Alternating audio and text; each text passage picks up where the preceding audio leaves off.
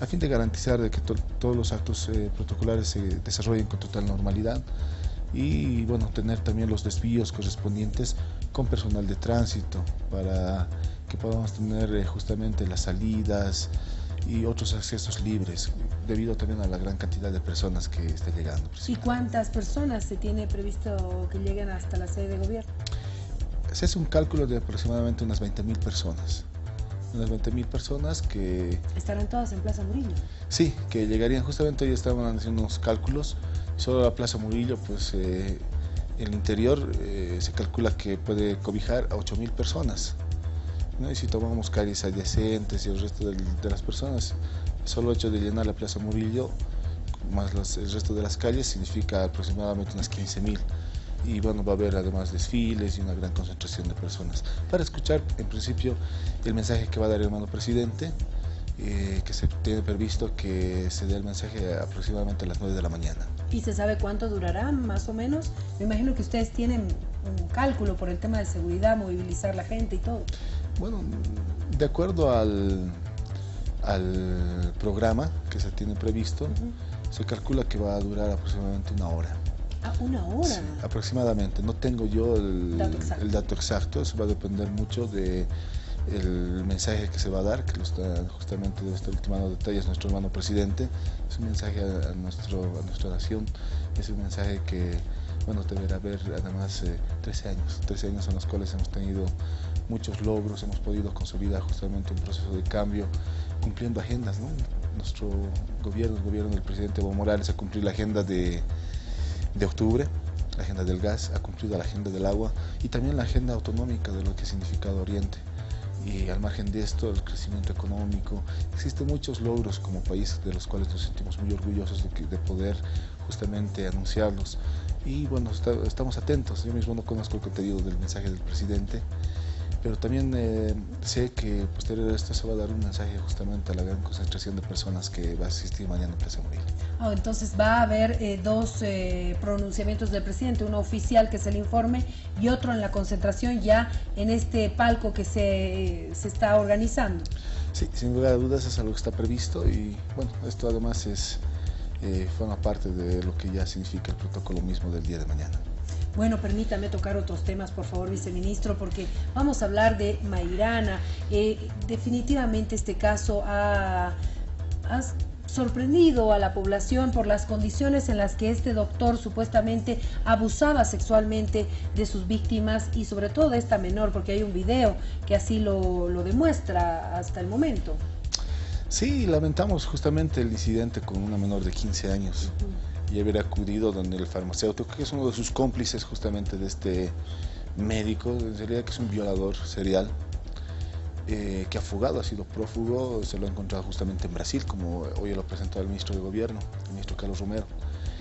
De acuerdo a los antecedentes, si recordamos, la menor de 15 años hubiese acudido justamente donde este farmacéutico, pidiendo comprar un abortivo, ¿no? Una pastilla abortiva.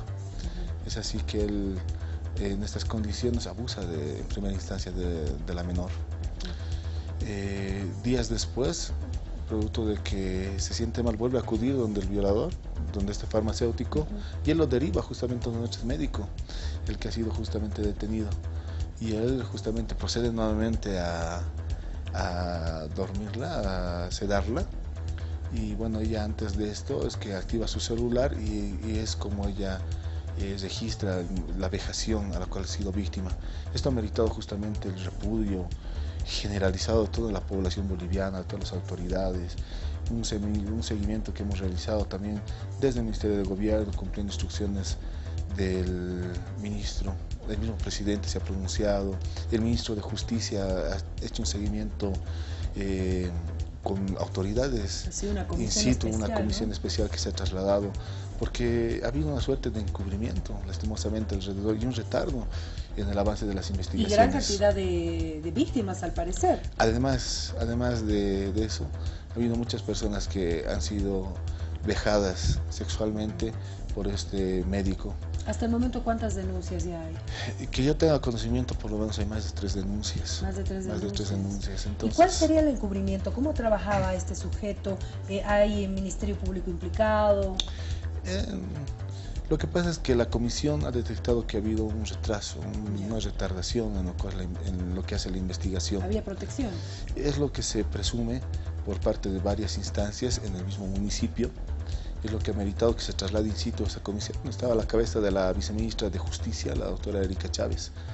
Entonces se han procedido justamente a sentar denuncias, primero en el área administrativa. Estamos a la espera justamente de los procesos administrativos, disciplinarios que están siguiendo, y bueno, si se hay verdadera responsabilidad, con seguridad que vamos a actuar con toda la dureza de la ley. Sin embargo, el ministro también ha pedido, el ministro de Gobierno en su momento, pues reforzar la investigación.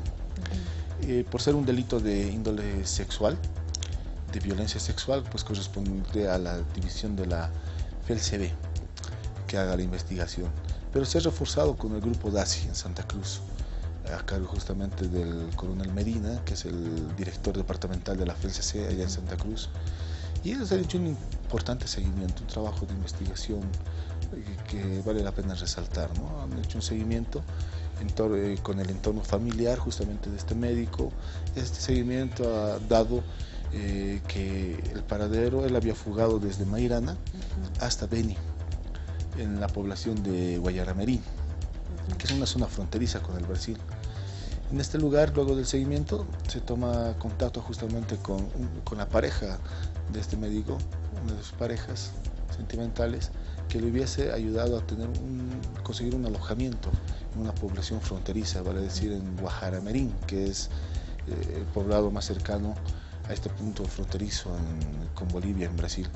Y él hubiese estado cumpliendo unas labores en una hacienda, parece, de cuidador en una instancia, y es allí donde es justamente detenido en un operativo policial que ha sido coordinado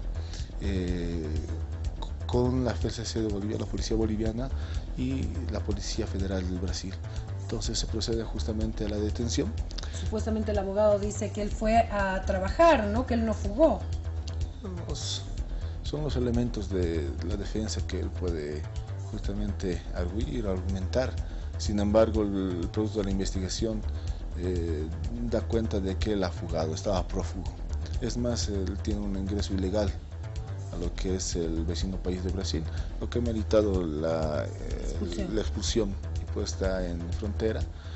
Nos han devuelto, nosotros lo hemos traído detenido justamente a Santa Cruz el día de ayer domingo, al primero a las 3 de la tarde.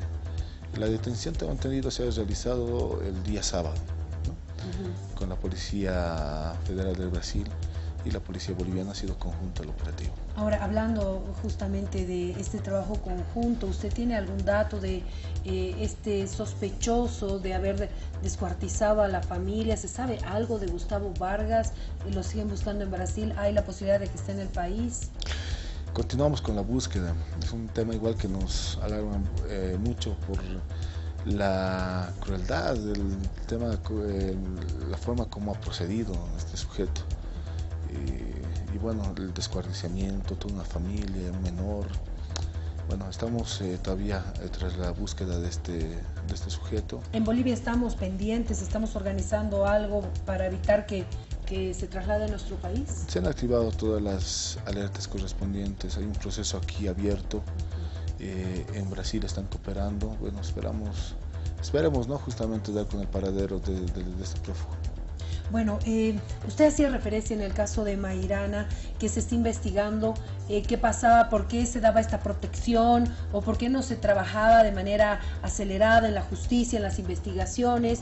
Bueno, vemos otro caso que nos alarma también, y es el caso de este abogado, Yasmani Torrico, que al parecer tenía esta red de corrupción, de consorcio de abogados, fiscales, policías, jueces. Se habla de más de 40 personas. Bueno, es un caso realmente paradigmático, es un caso que nos ha llamado mucho la atención por todas las características de la personalidad misma de este abogado, ¿no? Para nosotros tiene una personalidad psicópata, incluso por los antecedentes que él tiene. Y bueno, esta personalidad de la psicopatía, en lugar de ser un atenuante, porque efectivamente es un trastorno de la personalidad, viene siendo más bien un agravante. Porque estas personas en realidad son conscientes de lo que hacen, pero no tienen remordimiento por los delitos que cometen. No, pues si llegó, pero feliz de la vida, a La Paz, con una sonrisa, voy a hablar con los medios. Él era un artista. Sí, invitando a todos a que pasen, él iba a explicar la forma en cómo procedía realmente. Quería dar clases de cómo conformar un consorcio delincuencial, me imagino. Además de secuestradores, extorsionadores y personas que se dedican justamente a este tipo de actividades. A mí me llamaba la atención mucho cuando hablaba con los investigadores y me decían, era tan peculiar la personalidad que él en su oficina tenía en la cabecera de su escritorio, en la pared, los cuadros de gángsters, de personajes de películas, ¿no? Por ejemplo, tenía ahí al Padrino, lo tenía en un cuadro, lo tenía a cara cortada de la película de... O sea, bien identificado. O sea, él mismo se sentía justamente, yo creo que él se sentía una especie de padrino ahí en Cochabamba, o sea, un gángster, un extorsionador. Y justamente se sentía muy identificado con esas personas. Pero qué poder tenía, viceministro, porque cuántas denuncias, cuánta gente amedrentada, y él no pasaba nada. Lastimosamente, y era el poder económico que ha logrado justamente acumular. Y cómo él efectivamente se relacionaba con todo, si vale el término, con la policía, el Poder Judicial, el Ministerio Público, llevaba cosas, llevaba regalos, esas dádivas, que era lo mínimo. Luego ya, cuando se investiga, el consorcio que justamente se ha desarticulado el fin de semana, se da cuenta de que, imagínense, vocales que son las máximas autoridades judiciales, involucradas en favorecer justamente al consorcio de abogados que él manejaba, ¿no? De Cler.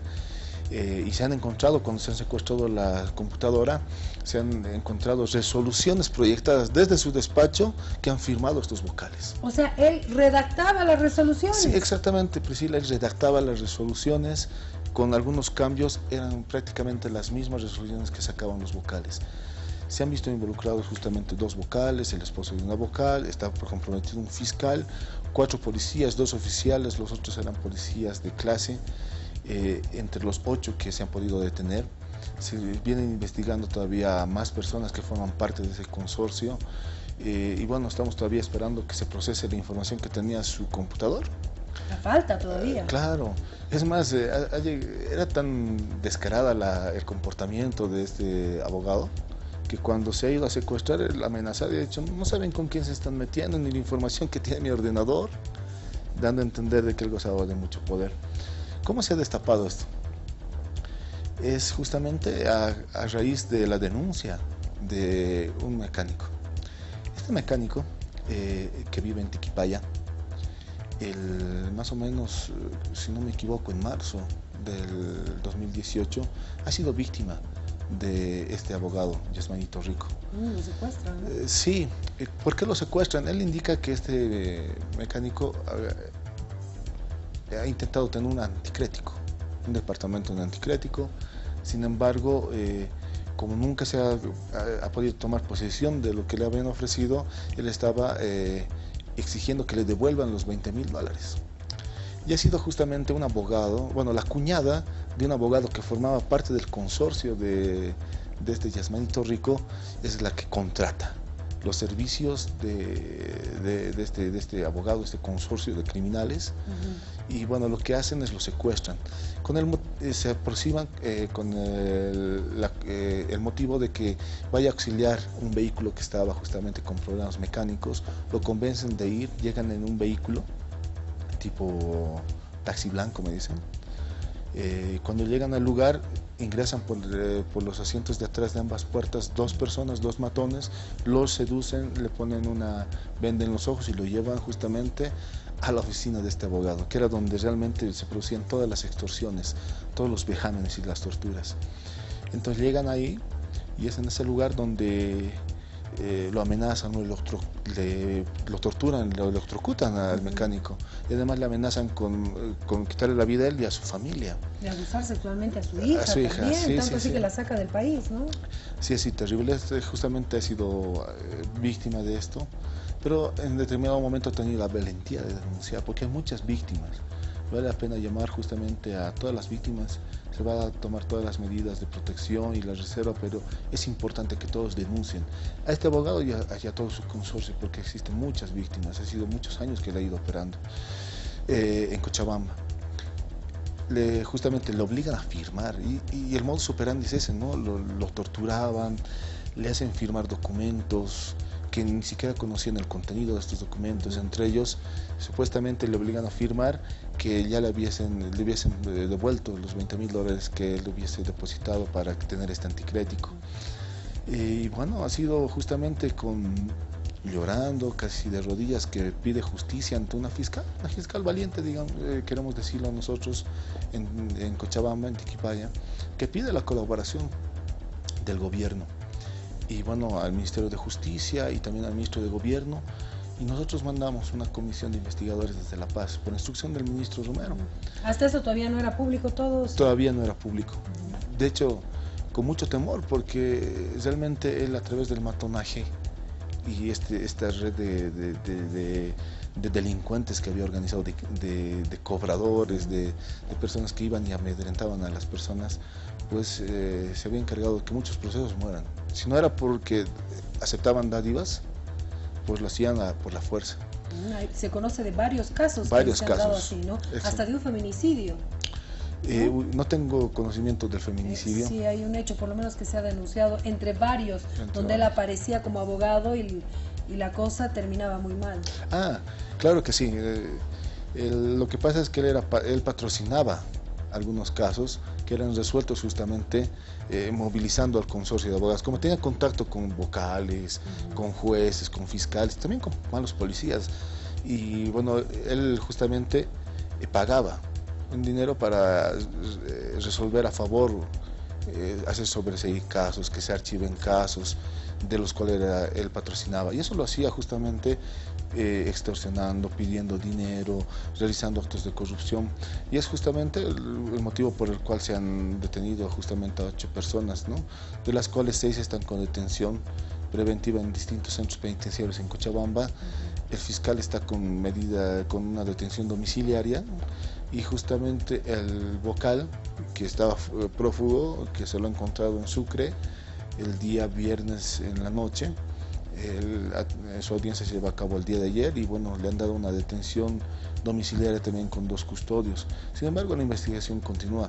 De acuerdo a algunos informes que ha emitido también el Ministerio Público en Cochabamba, por lo menos unos 3 jueces más están en este momento implicados, y bueno, en las próximas horas si se nos dan los mandamientos de aprehensión, pues nosotros vamos a operar como hemos hecho con este consorcio. ¿Qué pasa con la gente que contrató los servicios? Porque en esta Villa del Señor puede haber de todo, pero quien contrata para algún servicio también está cometiendo un delito. Sí, sin lugar a dudas. Por ejemplo, de los videos que han destapado o han publicitado, porque nosotros ya habíamos investigado, como te decía, en noviembre ya lo teníamos detenido a Yasmanito Rico. Y ha sido justamente gracias a que, bueno, a la valentía de muchas personas que han llevado justamente adelante esta investigación, ¿no? Que ya estaba detenido en noviembre. En principio él estaba gozando justamente una detención domiciliaria. Por el caso de sus papás. Por el caso de sus padres. Y ya dentro del caso justamente de este señor, de este mecánico, es que se le da una detención domiciliaria, pero una detención preventiva, justamente en el Abra. Pero los videos han sido más o menos lo que ha publicitado, ¿no? Y llama la atención, indigna la forma en cómo él procedía, ¿no? Estos métodos que utilizaba. De ese caso, por ejemplo, hay avances muy importantes. Se ha identificado a la persona, por ejemplo, que ha contratado los servicios en el video en el que se ha publicitado. Se tiene ya identificada a la persona y también identificado a varias personas que forman parte de ese video. Entonces, estamos a la espera de que la investigación continúe. Esperemos tener resultados en los próximos días. Bueno, definitivamente nos preocupa mucho este caso, que se detenga a todas las personas para que no vuelva a darse este tipo de hechos de consorcios y demás. Hablando de otro caso que también me imagino que mañana será parte en algún momento del informe del presidente, porque lo ha expresado él en varias oportunidades, es el caso de Anapol y este escándalo que se ha dado. Hoy el ministro decía, caiga quien caiga, vamos a seguir hasta el final y vamos a dar con todos los involucrados. Y cada vez se tiene a gente de más alto rango. Bueno, realmente ha habido dos lineamientos importantes que ha dado el presidente para esta gestión. La primero es tolerancia cero a la corrupción. Tolerancia cero es lo que ha pedido en todos los niveles, en todos los ministerios, en toda la estructura del Estado. Y lo segundo es luchar contra la burocracia. El presidente está muy preocupado, ha dicho de que hay que ver los mecanismos para reducir la burocracia en lo que son el aparato estatal, ¿no? Con el tema de cero tolerancia a la corrupción, y nos tropezamos con este caso, ¿no? Realmente que nos indigna como Ministerio de Gobierno.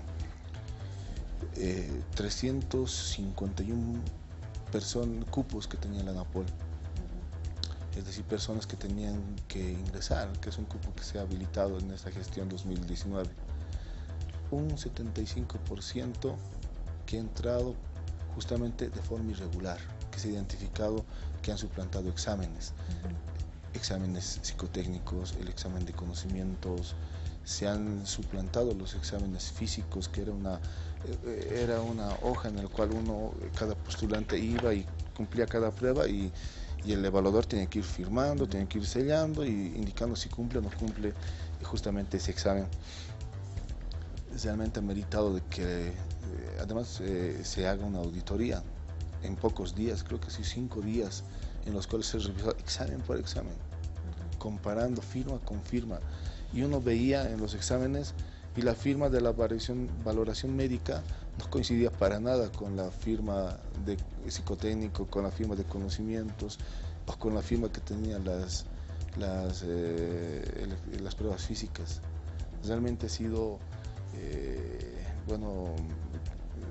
vergonzante la forma en cómo han procedido. Ni siquiera era una falsificación profesional, ha sido una falsificación grosera.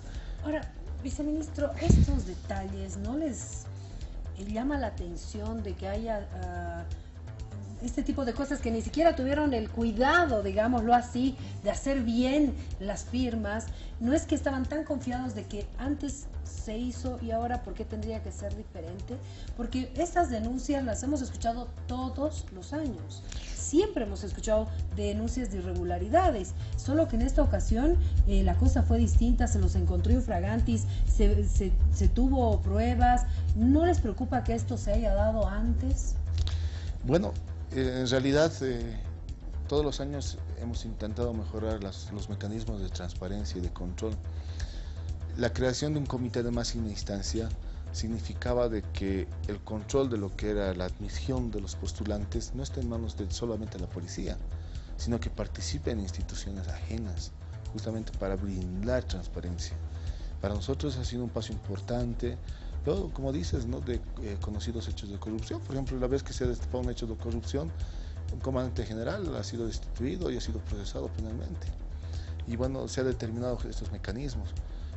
Nosotros pensábamos que estaba blindado por lo menos el mecanismo, porque la normativa, el reglamento establecía de que la prueba psicotécnica tenía que ser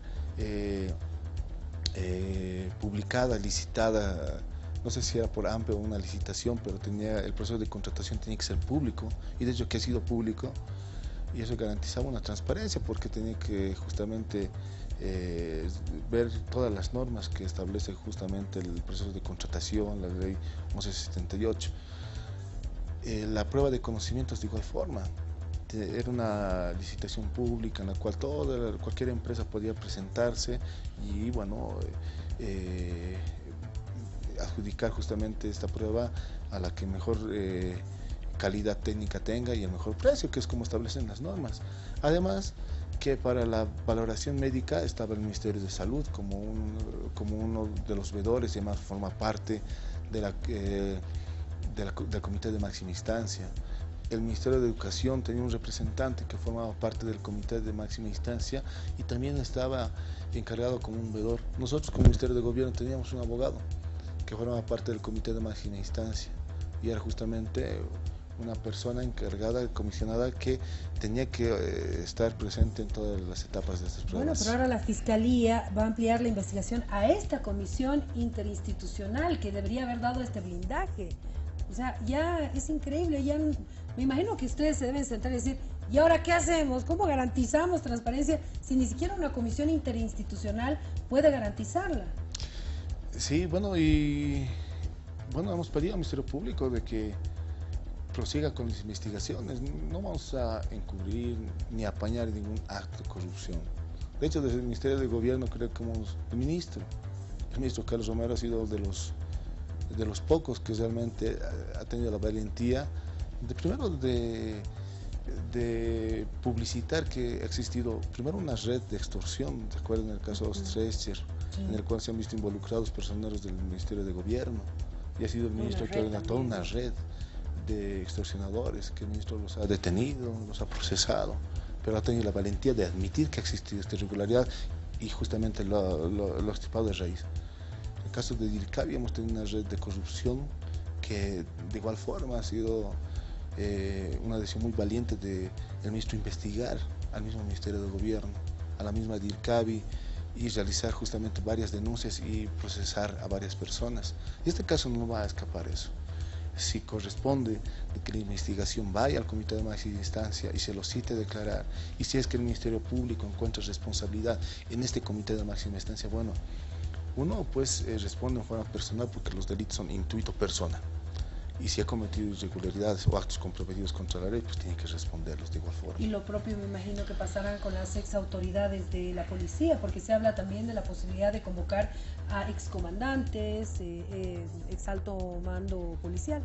Y bueno, ya es una decisión del Ministerio Público. Ellos son los que tienen la dirección funcional de la investigación, y ellos deberán convocar a las personas que vean convenientes. Pero sí, lo que hemos pedido, y hemos sido muy claros, tenemos que extirpar de raíz toda esta red de corrupción, porque bueno, ha sido, como te repito, pese a los mecanismos que hemos adoptado, que están en un reglamento de admisión, han encontrado formas. Por ejemplo, bueno, no tenían la posibilidad, digamos, de decidir en última instancia, pero se han dado formas, primero, de crear empresas fantasmas y dirigir los procesos de contratación para que sean estas empresas las que se adjudiquen. Eso son irregularidades que justamente han demeritado que se detengan a tantas personas. Después de todo esto, viceministro, el Ministerio de Gobierno no pone las manos al fuego por ningún representante policial en este caso.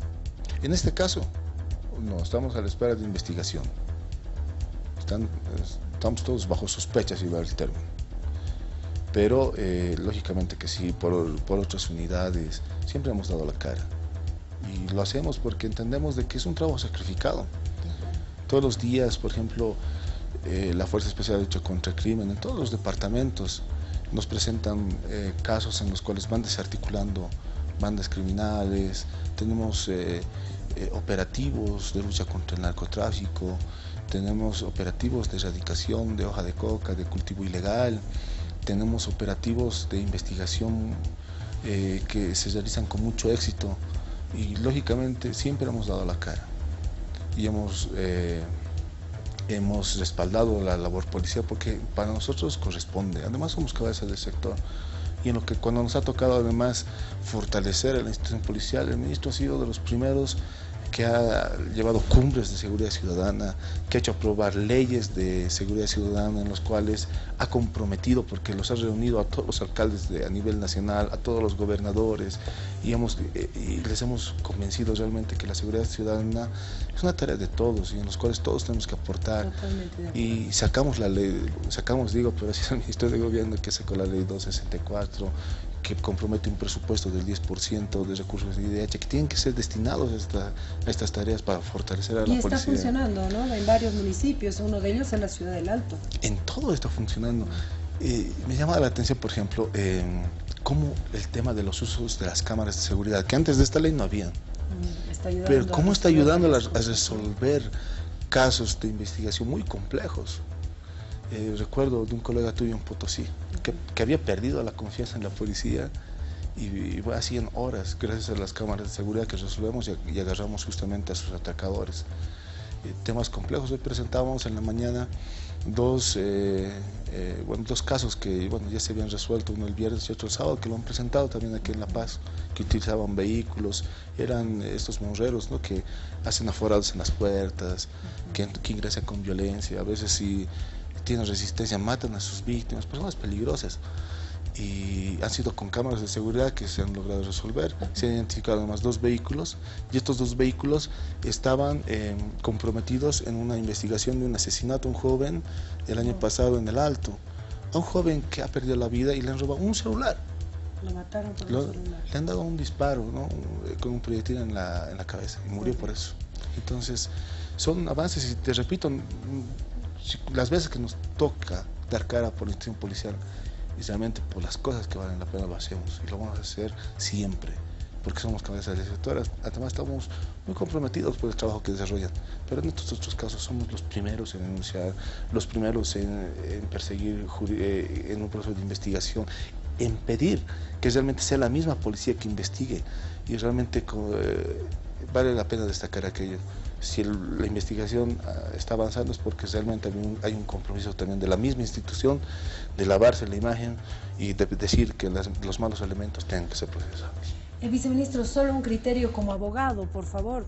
Quiero que nos ayude a entender un poquito cuál es la figura de una denuncia que hace el defensor del pueblo hoy contra su esposa, que lo está chantajeando porque él fue infiel, dijo yo fui infiel y ahora ella me quiere chantajear. ¿Cuál es esta figura que se está manejando acá con este tema, que parece más un tema privado, que lo saca a la luz el propio defensor en la institución? Bueno, si me pides un criterio jurídico, no conozco el contenido del chantaje, de la extorsión. En todo caso, si había este tipo de comportamiento y le estaban pidiendo dinero a cambio de no hacer público algo de su vida privada, pues bueno, eso se puede tipificar como un delito de extorsión, pero definitivamente no lo reprochable. Y yo creo que todos lo que reprochamos es que se haya utilizado en una conferencia pública, en la calidad de defensor del pueblo, y ha publicitado este tema, ¿no? Es algo que no se debe hacer. Si él tenía, como cualquier ciudadano, debería acudir como cualquier ciudadano a sentar una denuncia y esperar que la investigación resulte. No podemos nosotros, haciendo uso de nuestros cargos, justamente resolver problemas privados. Eso es lo que se reprocha moralmente. Le agradezco mucho por haber estado con nosotros, y no se pierda tanto, porque ha visto, tengo que hablar de todos los temas en uno, así que es un placer tenerlo. El placer siempre es mío, Priscila, y las veces que me invites voy a estar presente aquí en tu programa. Va a ser un gusto, gracias. Nos separamos unos instantes, ya volvemos.